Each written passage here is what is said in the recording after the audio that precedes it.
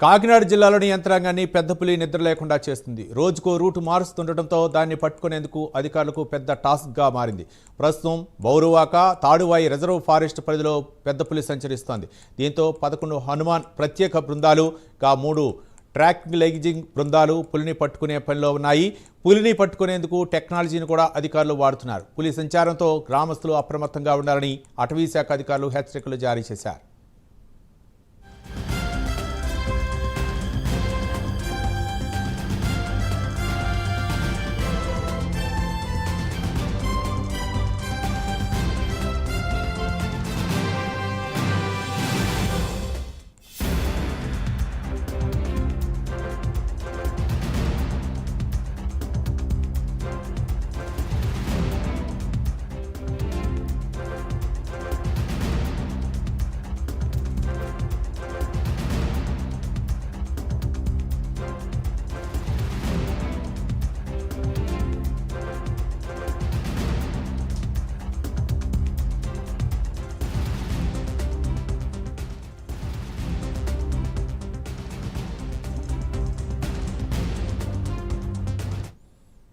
కాకినాడ జిల్లాలోని యంత్రాంగాన్ని పెద్ద పులి నిద్ర లేకుండా చేస్తుంది. రోజుకో రూటు మారుస్తుండటంతో దాన్ని పట్టుకునేందుకు అధికారులకు పెద్ద టాస్క్గా మారింది.